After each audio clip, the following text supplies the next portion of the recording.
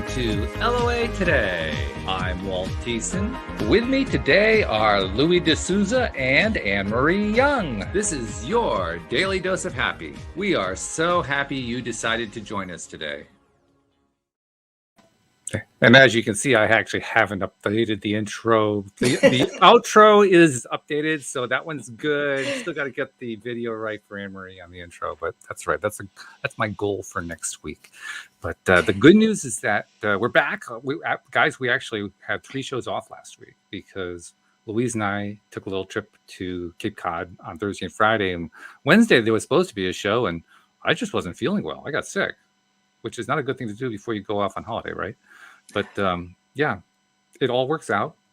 I learned a lot about myself. I learned I was a lot more stressed than I thought. So you learn things, right?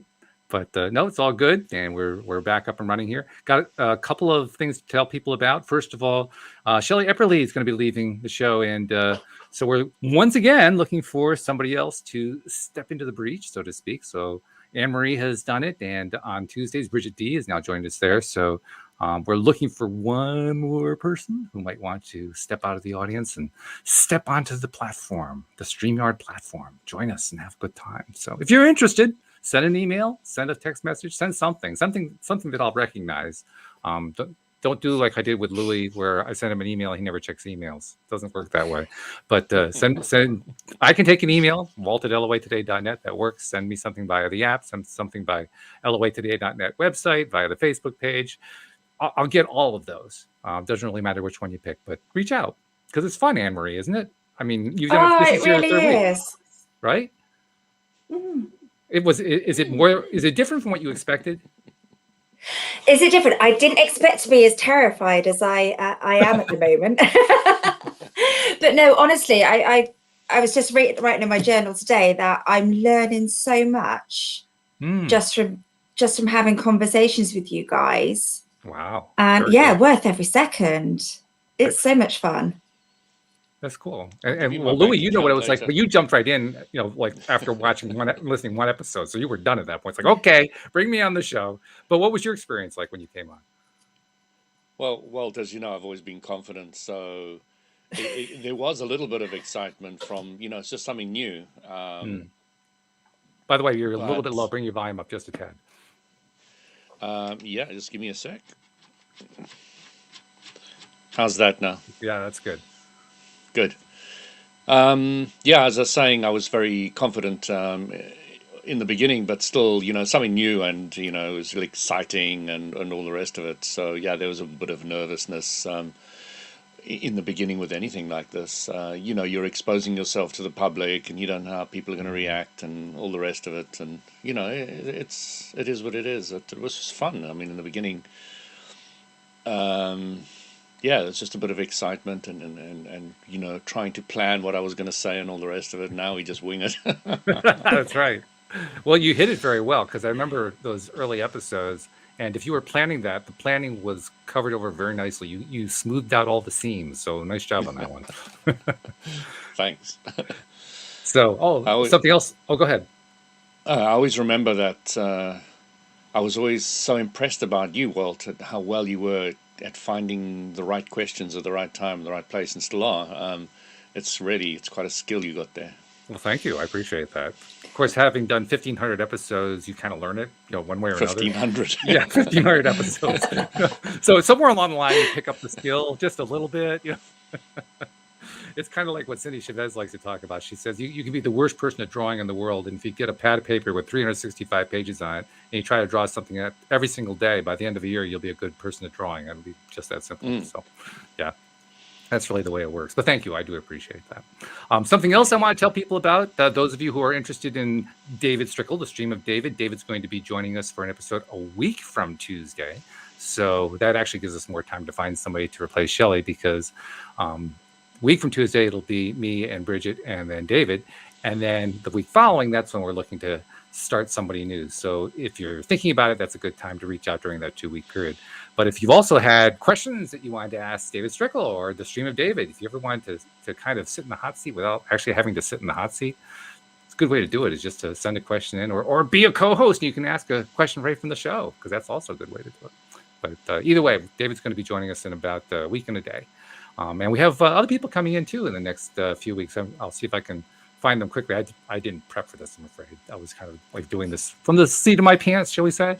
But there are good stuff coming up. I'm in conversations with a gentleman named Ron Laker. I made reference to him without naming him last week as somebody who may come on because he has a particular kind of expertise. He is a certified billionaire. And if you've ever wanted to talk to or listen to or ask questions of a billionaire and what it took to get there, that's the guy to ask. Now, we don't have the date set up yet, but he's definitely expressed his interest in coming on. He's doing what billionaires do. He's traveling the world at the moment. And when you're busy doing that, you have to kind of put podcasts aside. But he'll be back. And when he's back, that'll be the time that we'll get him onto the show. We've also got a couple other people. Jeanette Dalglish. I'm not sure if I'm mispronouncing her name. Well, I'm sure I am. Either way, one way or another, I mispronounced it. But she is a friend of Cindy and Jackie, who do the Wednesday show with me. She's going to be joining us and talking about, of all things, Mercury retrograde, why it's such a powerful ally for deliberate creation. Like, okay, there's an interesting topic. Hadn't really thought of that one. And then what is Mercury retrograde? It comes from the world of astrology. It's actually a physical phenomenon. There is an optical illusion that happens every 88 days or so, where Mercury appears to go backward in its orbit. It doesn't actually go backward. It's just because of the nature of the orbit that it looks like it's doing it, but it creates this appearance as if it's moving backwards in its orbit. And there are a lot of people in the astrology world who attribute Mercury retrograde to all kinds of things going rotten in people's lives and electronics screwing up and all kinds of stuff. So it has a sort of a negative down the spiral, low vibe twist to it that most people apply. And what's different here is Jeanette actually is going to apply an up the spiral twist to it. So that's going to be interesting to find out. What does she think is up the spiral about it? And then we have... It's a little bit like Friday the 13th. Some people look at it as bad, some people look at it as good. Exactly. Yeah, that's exactly what it is. And then we have David is going to come on again in September. He's going to be on a Friday show, the second Friday in September. And that's going to be interesting because Debbie G, of course, does that with Neo Positivity and me. And Debbie G is also a boot camper. So I'm looking forward to having David and perhaps the stream interact with Debbie, because Debbie is like this mercurial personality, and the two of them going at it. That's going to be really interesting to listen to and be a part of. And then I've got one other person coming on. This one, I don't even know much about this particular guest, Zara Mahon. What I do know is that the website is podcastvirtuoso.com. I have no idea what that one's about, but that's going to be Friday, August 27th. So mark it on your calendar. I am marking it because I want to find out what this guy's about. I have no idea, but it should be fun. Anyway, so that's my long-winded set of announcements and promos and so forth before we get started here. Can't say I really had a whole lot to talk about, except I can tell you a little bit, guys, about what my vacation, my holiday was like, and what I learned from it, because there were a few things I learned. First, I learned how stressed I am. I thought I was a lot less stressed than I really am. And I found out just how stressed I am by getting very sick before we left. And then we were only supposed to be away for 4 days. We didn't actually leave on time. The first day we had to stay home because I was sick. And the rest of the 3 days was just me dragging my butt from place to place on this beautiful location. We were on Cape Cod, which is right off the coast of Massachusetts. It's a fabulous vacation resort area. And you would think I was being punished and sent to detention the way I was behaving. I mean, it was not a pretty sight. And I would not have predicted that that's where I was at, because I've been doing all this work on myself and so forth, and I've been achieving results. And then all of a sudden, bam, I get hit with that. So I'm still figuring it out. I can't give you a whole lot more commentary than that. I haven't quite figured out what's going on with it, except to say I now know I'm a lot more stressed than I thought before. And my wife confirmed it, by the way. And I asked her, well, how did you know? She said, because that's how I felt when I was running the business. So, yeah, but I can't explain it any more than that. I don't know. Have you guys ever found, circumstances, you got sick, something showed you that you were experiencing stuff that you didn't realize you were experiencing? So, Walt, I often discovered that when I worked in the 9 to 5 world, which is over 15 years ago, that when holidays came along, I used to get sick. And I realized that it was not a phenomena for only me, it was a phenomena for quite a lot of people. Really? So you hold it together to keep on working because you have this, this obligation, and, you need the money to come in and blah, blah, blah, blah. And then when holiday comes, you feel you can just go and relax. And then sickness comes, and, depending on how bad it was, it depends how long it lasts, basically. So it might last a whole holiday, or just a day of the holiday, or 2 days, or whatever. But it's almost immediately you stop working, you've already focused on getting in the car, going on holiday or whatever, and then it just hits you, starts taking you. Well, I didn't wait that long. I got sick before we even got in the car. I didn't waste any time at all. That's probably because you knew you were going to be able to relax, because I'm the same as Louis. If I stop work within a day, I'm poorly. Really?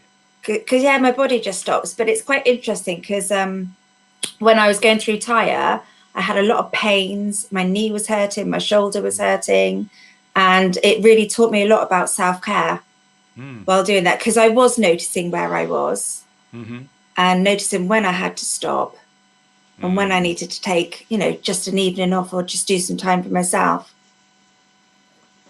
Yeah, I was exhibiting one of the classic male characteristics, which I will exclude Louis from because I don't think it's fair to narrow it down to one person, and I don't think it even applies to him, to be honest. But a stereotypically male characteristic is to not know what he wants, or not know what he wants to do, or what he wants to eat, or something like that, which I had a history of doing, but I thought I'd left behind. Yeah, not so much. Every time Louise asks, so what do you want to do today? I was like, I don't know. Just no enthusiasm, no excitement. I don't know. Something. I have no idea. Do you want something to eat? Yeah, I guess. I don't know. There was no enthusiasm at all for the first day and a half. And then I'm still trying to figure out exactly what happened. I think it's just that we went to a really, really, really nice spot, very ritzy, very expensive spot. And we sat down to have this really nice lunch. And the view in front of us was gorgeous. It was definitely upper crust type place. You're not going to get out of there for under 3 figures. It's not going to happen. It's that kind of a thing. And it was all of a sudden I kicked into gear, like, yes, this is the lifestyle. And I turned to Louise and said, now I know I want this. And she said, oh, okay. Abram often says that we don't get excited because we don't place our vision of what we want far enough ahead. In other words, I'm living in a £500,000 house, so looking at a £600,000, £700,000, £800,000 house not going to excite me. £1 million house not going to excite me, but a 2 million, 3 million, that could be quite exciting. That looks good, that feels good. And we're not getting our saliva glands working very well. We're not salivating enough over where we want to go and what we want to be and what we want to do. So, if you haven't got a partner yet, you can really salivate over the idea of where you want. Right. And a lot of people are just not getting their juices flowing enough, and a lot of people would call that your creative juices or your visualization juices or whatever. But you can call it what you want. But just getting into that place of really being excited about where you want to go. I tend to be very thorough in what I'm doing. Like with the Jaguar, I started just wanting to see more Jaguars, and then after a year, I wanted to see a certain color Jaguar, and then after another year, I wanted to see a certain color and a certain year. And so, I allow it to take time, and I've really enjoyed it and all the rest of it. And then I landed up with a Jaguar. And then I'm focusing on homes at the moment, so I'm looking at different homes. And the picture in the background is the kind of glassy type home I'm looking for. And so I'm just looking to sell it. I'm looking to enjoy living in this house with all this glass and having that storm knock the hail on the wind on the glass, and just enjoying it so much. Just really, really, really enjoying it in my mind so much that I don't even care if I get it or not. That's the kind of place you got to get to. And there's so many different levels to it. Just getting a parking spot at the beach where we're going, in the right place, and etc. Although that becomes so easy that you hardly think about those things anymore. They just all fall in place. So it's everyday life. Just having a really nice supper, and having fresh food from the garden, which we do almost all the time. We've got beans and cucumbers, and we got corn on the cobs. We've got potatoes from the garden. We've got apples. We've got every berry you can think of, from raspberry, gooseberry, yosterberry, blackberry, blueberry. Yeah, I said that. There's so many I can't even remember the shapes and the colours and and the names and the. I just go into the garden in the morning, and I just sit down under one of the raspberry trees or one of the blueberry trees, and I just pick and I eat and I eat. It's just sounds idyllic. Or I go grab a fresh apple off the tree, or when the grapes are ready. They're not ready at the moment. They will be a bit later in the year. You just got to pick a whole bunch, and you sit down and you just start munching, and you make sure you pick the ripe ones in the right place, and it's just so nice. You're sitting in the garden there, having a barbecue, and then you've got your courgette which you're cooking, and you got your corn on the cob and all the rest of it, and it's just so much fun to really visualize all that. My wife's done a lot of the hard work. I do all the heavy lifting, and there's a symbiotic relationship going on there, but she's the one with green fingers, and but she really has a vision of what she wants. And if something doesn't play ball, it's out. Kicks it out. It's out of the garden. She rips it out, and there's no hesitation. Put something that works, and that's it. And so we go on and on and on. We built these beds for the garden. Railway sleepers, I drilled all the holes and lined everything up, and dragged these huge sleepers around the garden and put them in place and cut them up. And we got 3 and some smaller ones, beds, which we made huge beds of vegetables, etc. And if you have a look at them now, they're absolutely groaning with food. Wow. The tomatoes are coming on, and there's nothing like going and picking a fresh tomato from a tree and just popping it in your mouth, and it's totally ripe. It's just. And I want to encourage everybody in LOA just to get those juices flowing. Just to really, really enjoy that kind of thing. We have those fresh beans today, and fresh beans from the garden. There's nothing like them. Nothing. Especially when my wife's a very good cook as well, so they cook perfectly, they spice perfectly, they're my wife makes salt, so she takes the herbs from the garden, and we buy some high quality salt, and we mix it together in a blender, not a blender, just one of those things that you grind at the table, grinder, salt grinder, and she's put chilies in my one, so everybody's kind of got their own I love their that. own mixture, and so I like a little bit of herbs and chilies, so I really spice up my food because I enjoy that. And the kids don't like the spices so much, so they're not going into that whole spice thing so much, and it's just all fun. I really have a lot of fun with it all. Whoa, what a rampage of food that was. I mean, I'm sitting here buzzing listening to that. Cool. See, I'm just picturing him in the Garden of Eden. That's what Louis looks like to me. You should have a look at it. It's really, it's not huge. It's not a massive garden, but it's every angle is worked. Even the garage roof has got stuff on it. I love it. Because it's a warmer place for certain things. It works better there because it gets the heat off the garage later on in the evening and stuff like that. So, I mean, the garden's green, and I'm studying soil, so I'm trying to make sure that the soil quality is high. And there's lots of things which I'm learning at the moment, which we'll go into maybe on another podcast, because it's really interesting how to improve the soil. Just putting fertilizer on your soil, not fertilizer, just putting compost on your Yeah. on your lawn, not fertilizer, not Oh yeah, farmer stuff. compost is a wonderful way to fertilize, so to speak. Yeah. And you can really enrich your soil hugely. And then there's other carbon-based things and other things which really, really help. What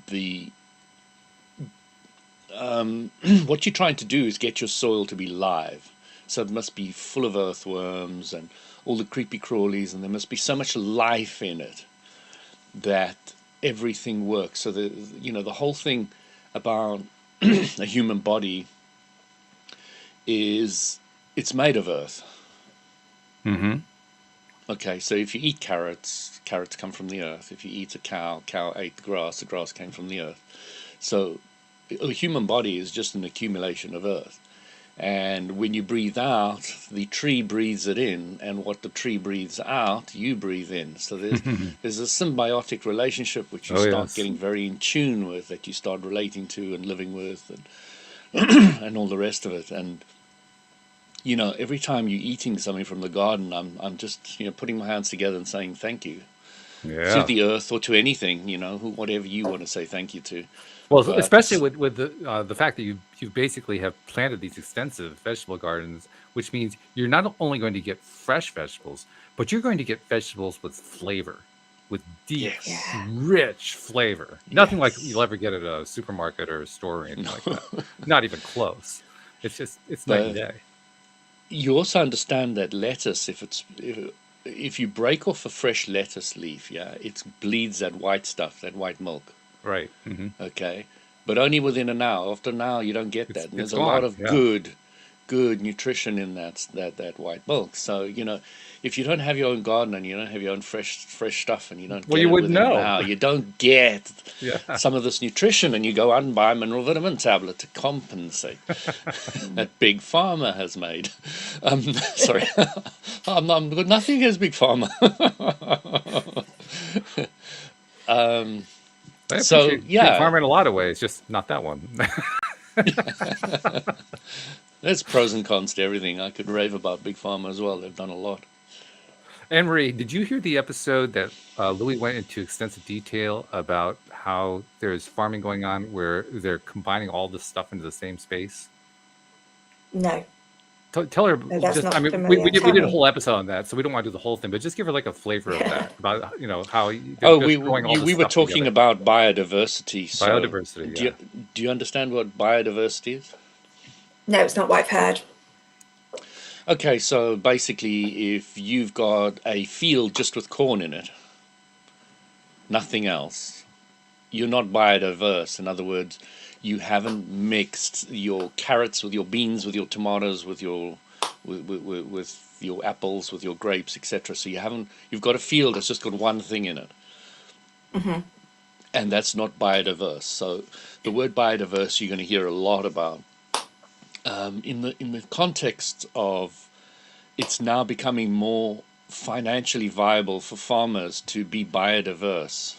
In other words, to have more than one crop in their fields, because one thing feeds off another. So the big leaf of the one plant will now protect something else growing in the ground, which will improve the soil, and the one soil effect that one root system has on the soil will help another one. And so they all, once you start understanding which ones work well together, you put them together, etc. And there's many formulas of which ones would work together. And then when they, you can't send big combine harvesters in to harvest this stuff because it's all mixed. So it has to be done by hand, and it has to be done often, because you've now got different harvests maturing at different times of the year. So you've now got more crops at different times of the year. My sister's actually doing this in Mozambique at the moment. So she upped and left the Netherlands with her partner, and they've been going over to Mozambique for years and years now, and they built up relationship with the chief, and they've got a bit of land. It's near the coast, and now they've built over the years fields of different things, biodiverse fields, and now they've got a shack which they're building up. They have a borehole, it's like really starting from scratch, and they're filming all this and getting it all down and all the rest of it. So, they've got a lot of knowledge about building plant life and soil and all the rest of it. They're very knowledgeable. So, watching many people around the world. So the big problem with this planet is the greenhouse gases. Now, what's the biggest thing to stop the greenhouse gases? It's not cutting away fuel, going to electric cars, blah, blah, blah, blah, blah. That's not the biggest. That's one of the smallest things we can do. One of the biggest things we can do is change the way farmers farm. In what ways? Because when you've got a biodiverse ground that is all lush and it's green and it's never tilled, you don't go through it and rape it with these things that make it exposed to the sun, the raw earth, because it's always got a covering on, etc. What happens is tons and tons, I mean literally the amount is incredible, the amount of CO2 gases that it sucks down into the earth is huge. It's gargantuous. So if you get more and more farmers going biodiverse, you're going to get more and more greenhouse gases sucked into the ground, naturally the way it was in the past when we didn't cut down the forests, etc., etc., etc., etc. So you start understanding now the incredible importance of building the whole farming community to start thinking about their soil, and they're being forced into thinking about it because big pharma says, oh, you got weeds, throw this poison on, and then this poison starts destroying this part of the soil, and then you got big pharma saying, you got to do this, and then you can only buy seeds from me, and you can only do that, and you can only do the other, and then they start controlling the entire thing. But now the farmers are making money. Many farmers are now going bankrupt all over the world. Very true. And why that's happening is because the soil is destroyed and they can't grow anything anymore. So they're having to learn to go to biodiverse and to encourage the soil growth and to strengthen it. Because if you rip up your grass, even in your lawn at home, and you don't see little creatures running around, you don't see earthworms, etc., then you don't have a particularly live piece of land. We should clarify too, it's not that you're not growing anything, it's just that what you are growing is yielding very poorly compared to what it could be. But well, it makes sense, doesn't it, that it makes sense that the more you put into the soil, the more it's going to take, and the more different. It's a bit like your own body. The more you put in, the more nutrients you're going to get, and same for the soil. Exactly. And then there's this thing called Desification. I don't know if I'm pronouncing it correctly, where the whole planet is starting to go more and more desert. And it's doing that because we are incorrect farming is one of the big reasons. Okay, so India, they say in the next 40 years will be completely, unless they do something about it very seriously now, and they are looking at it from a government and all other levels quite seriously, about 40 years the whole country will be turned into a desert. Wow, that's scary. Obviously with over 1 billion India people. Is a hot country, etc. So it's got more of the problems. England is going to be far less of a problem, for example, in comparison to India. So just understanding all that is quite important, I think. Specifically, if you understand the law of attraction and you want to be able to give your kids something better in the future, because how we leave the planet as adults is what our children reap. So isn't it interesting too that because we're talking about the greenhouse gases and so forth, and a lot has been made about that, particularly in political circles, with massive movements against it and so forth. And in the process of all those massive movements, what have we gotten? We've got exactly what they were complaining about in larger and larger numbers, which is pure law of attraction. I mean, that's what we talk about here every week here on the show, is you keep focusing on what you don't want about something, you'll get more of what you don't want about something. That's exactly what we get. Now, all of a sudden, here we are on this episode, and we did it on a previous episode, talking about what we do want instead, and how great it'll be, and here are all the wonderful things that are going to come out of it. Imagine what happens if that starts taking on any kind of popularity. It doesn't have to be majority rule. 5% will make a huge difference. 1% will make a huge difference. It doesn't take a lot. But well, the more and more people that understand some of the things which I've been saying, like in Africa, there's one group they've called Just Dig It. That's their mantra. I like it. Just dig it. So what they're doing is they're digging room size holes in desificated areas. And what that does is, because there's now a wall, the water collects in the pool, and then everything starts growing again. So they may even need to seed a little bit, but they generally don't have to. What's already there will regrow.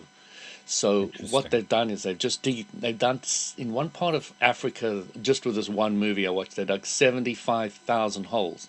And it was a whole job getting the locals to believe them, to actually get out there and do it.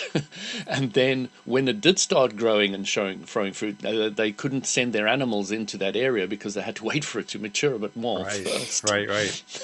So, it's a whole relearning process. And also they take trees or shrubs, and they tie them up into with a bit of string, and they cut away all the stuff underneath it, and that helps the tree to grow up. And the more trees grow up, the more cover they've got. And as soon as you change a piece of land into a greener area, you get more rainfall. Sure. And that makes total sense, because what they're really doing is they're removing. Normally, in most fertile areas anyway, the topsoil is the desirable soil. It's the soil on top that has the most nutrients and so forth, until it's no longer true. And in a desert kind of situation, very definitely it's not true. That means the soil way down is the better soil. So what they're doing is they're getting at the better soil, which is, it's on the one hand, it's brilliant. On the other hand, it's like, well, yeah, duh. It's both. But it's such a simple idea, but the implementation of it was really tricky. The amount of time and effort they had to take to speak to the locals and encourage them, go out and show them, and spend years waiting for results. It is a whole tricky scenario. Yeah, sure. Oh yeah, I'm sure there's a lot that goes into that.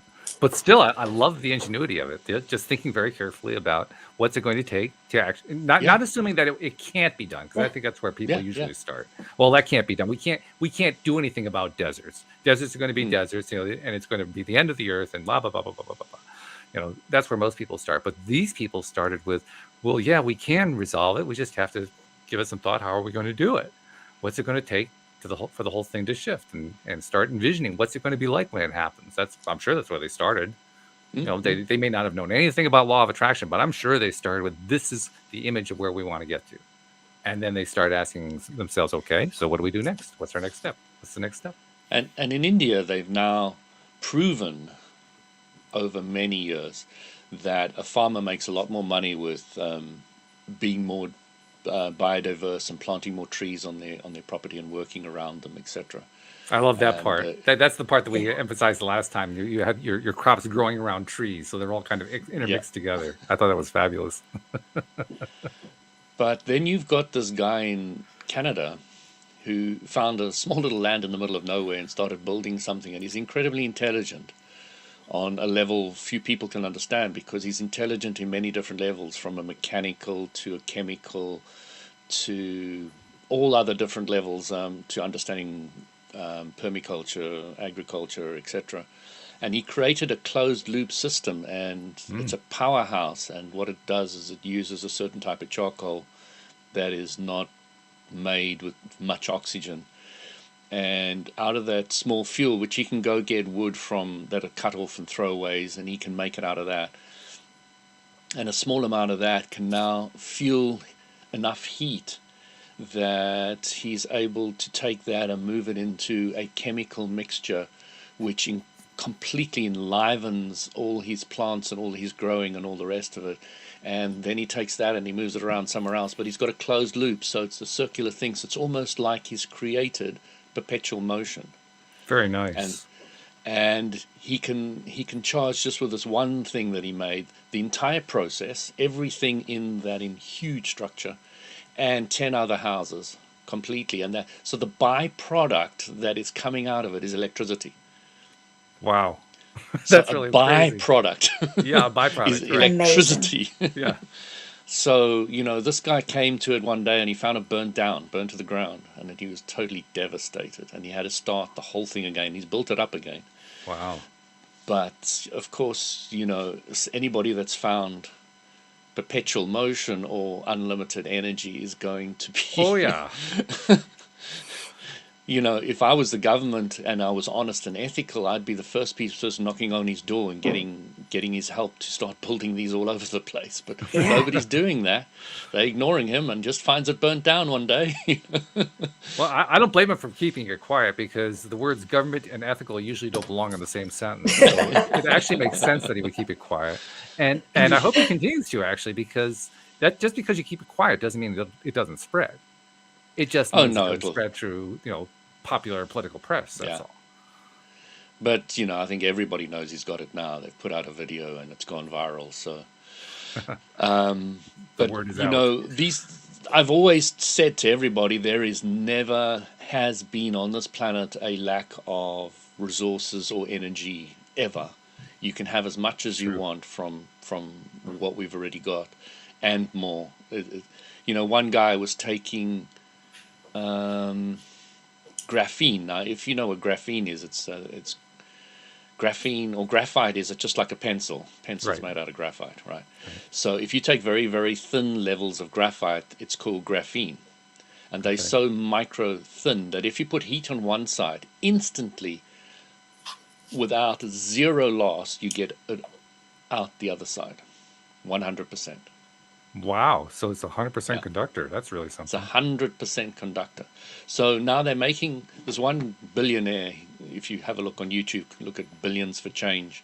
There's one billionaire who's got so much money, and he just puts it back into studying all the stuff and his own company that looks into finding alternative methods. He's made a string out of it, and he wants to plug it into the center of the earth so he can tap into the core energy of the earth, because there's zero loss all the way up to the surface. True. So, Yeah. there's so many different possibilities out there that we can tap into. The sun and solar panels is just a tiny Oh yeah. That's a very small tiny piece. dot Not on insignificant. It's important. It's not just insignificant, but yeah. I think what this other guy had was incredible, because it was the closed loop system. Yeah. So there was no loss, and it Yeah. just went round and That's round.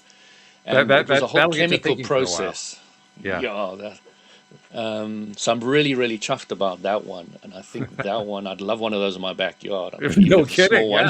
Yeah. My own powerhouse would be incredible. Maybe in the next house with all the glass windows. Yeah, and then I can supply 10 houses around me. Yeah. They can all Wow. have free electricity. That's just amazing.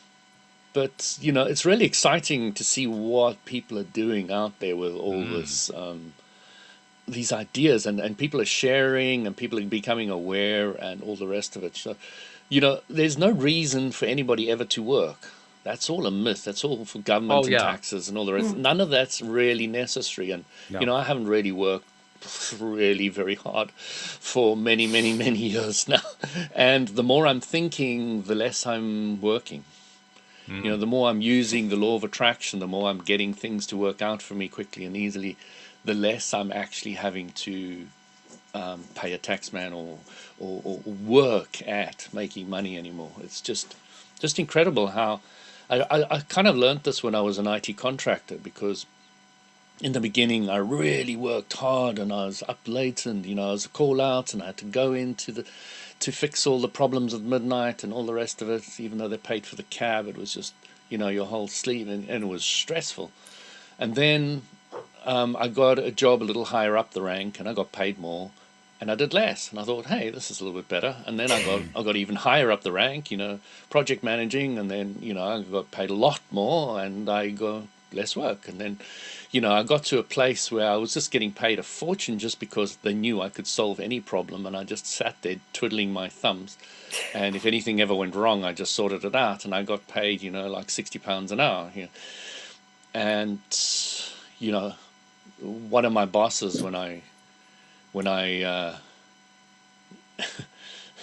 he was a new boss, and he was there to do some head chopping. So he comes in there and he sees this contractor that's been working for the Met Police for many years, and he was like shaking his head, no, I've got to get rid of this guy. And I twisted my ankle, so I was on crutches, and I was going past his secretary, and I had a good relationship with everybody there. And she said, "Hey, Louis, what's going on? Why are you on crutches?" I said, I was just about to answer, and the big boss, the new big boss who's there to chop the chaff, said he tripped over his wallet.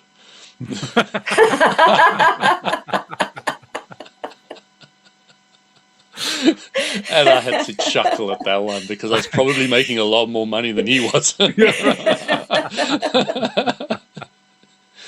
So, I started realizing it. The point I was trying to make is that the less I did, I was getting paid more for thinking than I was getting paid for doing.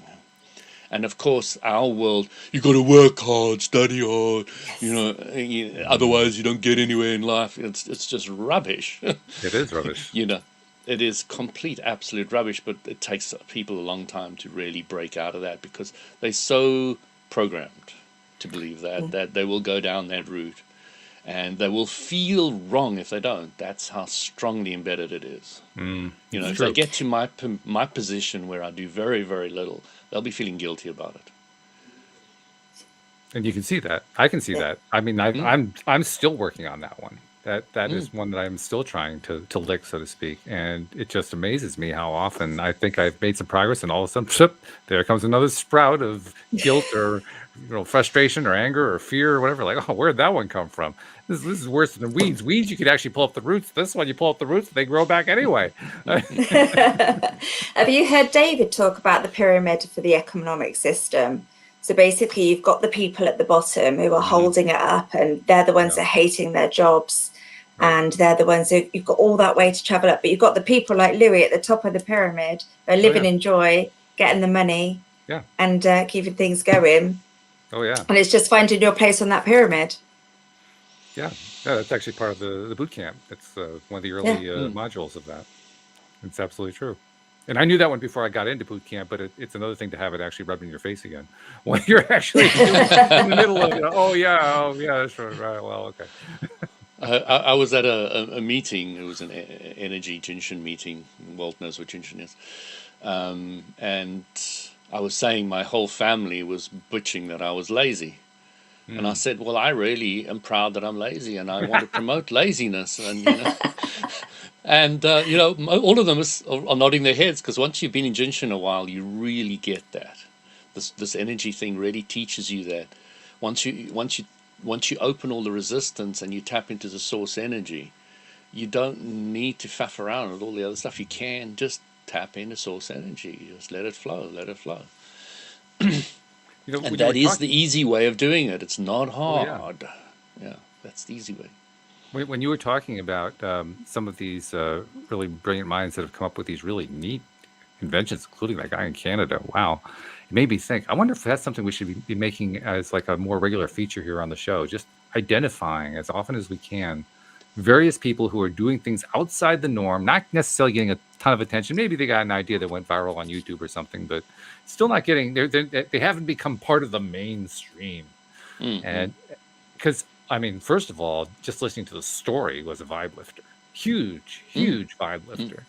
And second of all, when you make it a regular practice to hear or talk about or engage in conversation about stuff like that, that's going to create the automatic tendency to do that kind of thing even more, which is exactly what we try to do as conscious creators. We want to learn to refocus our attention more and more on what we want. Well, in order to refocus your attention on what you want, you got to have some idea of what it is that you want. And a lot of us, the answer to that question is, well, I'm not really sure. What is possible? We kind of get lost on that one. So I don't know. I don't know what you guys think. I'm thinking maybe we ought to find a way to bring that kind of into the show, more into the show more often. I think so, because it also helps other people to think in different ways and learn what's going on outside of the mainstream, like you say. Yeah, that is a big deal. Changing the way you think about stuff, not just changing the way you think, what you think about, choosing. I'm going to focus on stuff I like, but the way you think about stuff, how you get to where you're trying to get to. Because that's what that guy in Canada did. I mean, he thought about everything completely differently from the way everybody else thinks about it. So it started off, the movie started off with this farmer who got this piece of land and he had rented it and he eventually got kicked off it. So it wasn't a tight deal, but he had spent a lot of money and time and effort building up everything on there.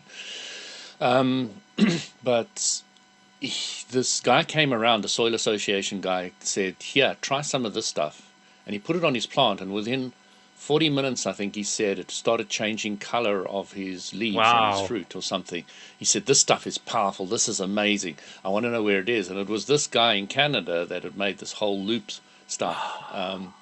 And so he went and visited him, and it's a whole movie about this farmer who's been trying to go organic and build his own thing and all the rest of it, going to see this guy who's got this huge kind of ecosystem going there. And he was very, very impressed. And, he followed him all the way through the burning of it and the rebuilding of it and all the rest of it. So, yeah. When somebody was saying, where do I spend my money, or who do I give to me, it's not the SPCA or whatever they call it in the different parts of the world. It's something to do with soil, because everybody can choose where they want to, go with helping other people, planets, etc. Because if you help the soil, you're now helping the animals, the humans. You're helping everything. Yeah. You're helping everything. So I just like the core mentality of working with Mother Earth. So I didn't really ask for this last time we talked about it, but I want to ask this time. I want to know the URL of that video. It's very rare I want to actually watch a video that we talk about here on the show, like where I really, really want to go watch it. This is one. I really want to go watch this one. This is interesting. I will dig it out somewhere and wing it to you later. Yeah, definitely. And then we can give it to all the listeners as well. So they can... Absolutely. Well, yeah, once I get it, I'll put it in the description for this episode so people can dig it up. Yeah. But that sounds So, really Louis, you probably don't feel the need with division, but with the garden, do you ever sort of give your energy to the plants? Because I know once I had like a dying aloe plant and I was literally just over it trying to give it my energy, and it got better. It perked up, yeah. It perked up a wee bit. So there's a whole lot of things to perk up a plant. The first thing I would do to a plant is maybe repot it.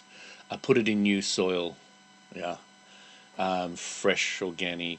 We create our own compost, so we eat organic food. We put it in the compost, and it all rots. And we like putting certain things in it to speed it up a little bit. Blah blah blah. So when I'm doing that, am I giving it my energy? For sure. Okay, so combining different things together, certain types of water. I'm very, very keyed up on getting my water to be the best it can. Walt's heard me a few times go about all the millions of different things I do for water. I don't just drink water. I even drink it in a wine glass. I go all the way. So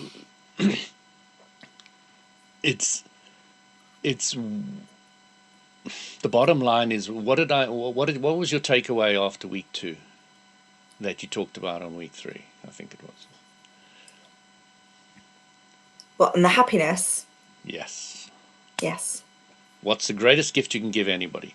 So what is happening is, when you're happy about repotting the plant, putting new soil in, all the rest of it, you're aligning with your core energy, and you don't have to do anything, do you? You don't have to give it your energy. Okay, because if you give it your energy, you're going to lose your energy. Okay, so understanding that you have this core energy inside you that is perpetually unlimited, powerful, is an important understanding, and I always want to get people in LOA to understand that principle. Yeah. Inside you have the power that creates worlds, is the way Abram puts it, and I love it. It's just beautifully put. Inside you is the power that creates worlds. So your non-physical part of you that joined with the physical, which all of us, not only talking with our physical bodies, we're talking with these non-physical bodies to each other. Okay, that part of you has unlimited potential.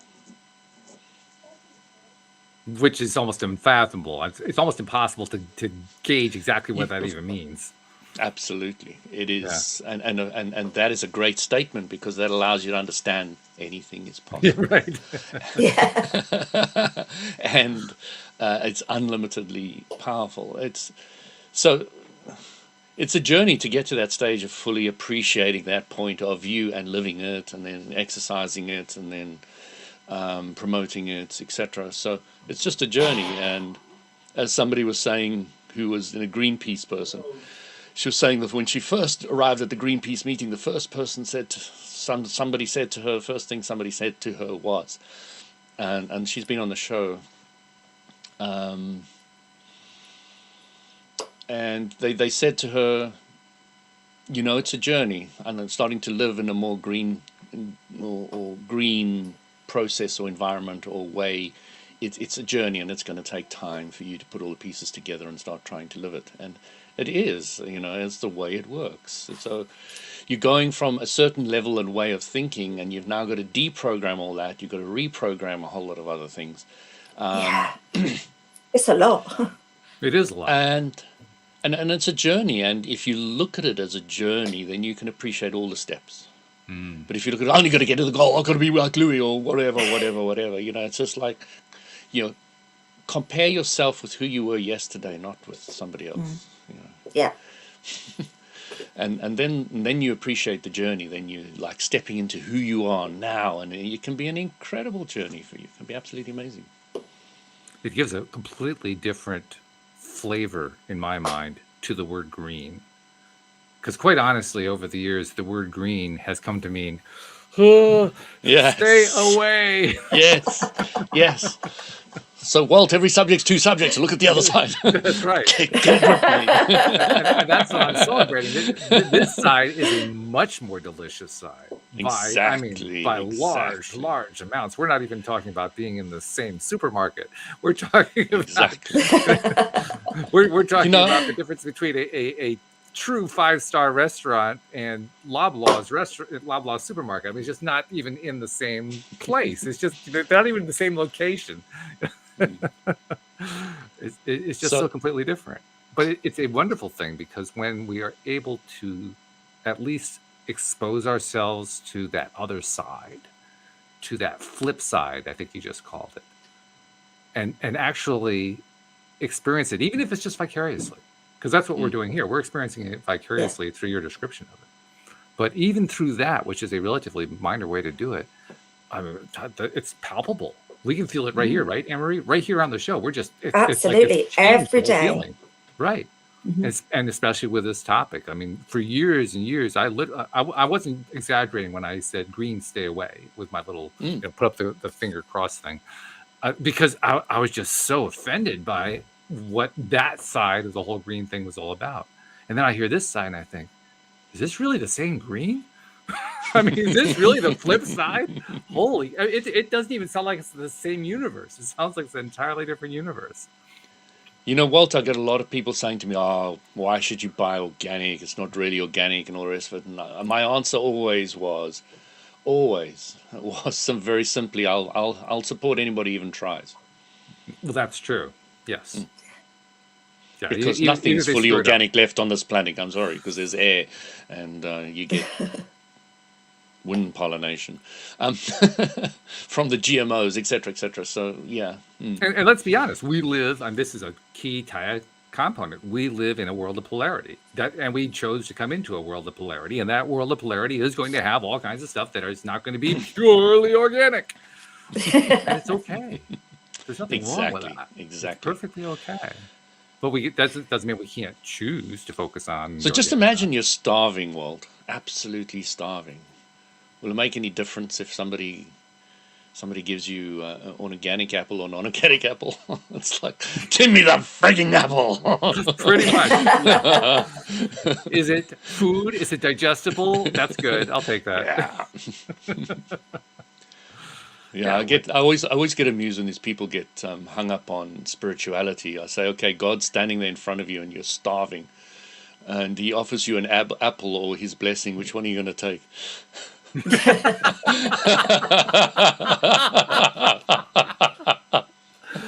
depends on how nutritious the blessing is. I mean, really. Well, doesn't food get more nutritious or have a better energy if you bless it yourself? What does blessing mean to you, Anne Marie? Well, if you have that appreciation for what you're about to consume. Hmm. Yes. What does appreciation do to you? It makes me happy. It makes you happy. It makes Happy me grateful. equals alignment, Yeah, which means you're tapping into your source energy. yeah. Which means your Ditto. food. Well done. Yeah.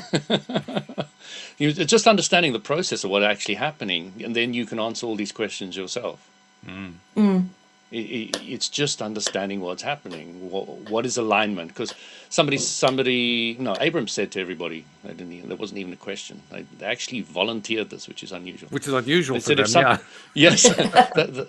They said if somebody wanted to call us a salesman, we would say, yes, we are. And what we're selling is alignment. Mm-hmm. Yes, I remember that. Yes, that's right. And once you understand the word alignment, now my clarity of thought is a level of alignment, which is a level of happiness. So you could look at it as happy or clarity. So there's many different types of alignment, many different types. I think it's interesting that the Abraham Hicks emotional guidance scale, at the top of the scale, has 6 different words to describe what it's like being in that top most aligned position. And that one of those words, we haven't really talked about this a lot here on the show, but one of those words is knowledge. Knowledge is a high vibration word. And I think it deserves more attention because of that. We need to think about that more, that just how valuable knowledge is, just how high vibration true knowledge really is. But maybe we'll do a show on that. Don't know. Kind of makes sense since we are an LOA Today show. I do want to remind people that what I said at the top of the hour. Wow, where did that hour go? I know it flies, doesn't it? Especially when it's a really juicy, meaty topic like any good food is. But at the top of the hour, I was telling people how Shelly's deciding she's going to leave Tuesday. Bridget, of course, is my newest co-host on Tuesday, but now we need somebody else to kind of fill the breach, so to speak. So if you had been hearing what Anne Marie was doing and what Bridget was doing and kind of getting excited along with them vicariously because they're joining the show and having all this good stuff, take the step, reach out, contact us, do it. Just do it now, just for the heck of it, because you're gonna love it. I know for a fact you're gonna love it. Anyone who decides to just take the risk is going to find, wow, it was one of the best decisions they ever made in their lives, because you guys can confirm this. You'll learn a ton doing this show. I don't care how much you know, you'll learn a ton, right? Yeah. Absolutely, yes. Yeah. It's just amazing what you get out of it. You get a lot as a listener. You get a lot more by being a co-host. So I want to thank you guys for being such wonderful co-hosts. Louie, boy, great stories today.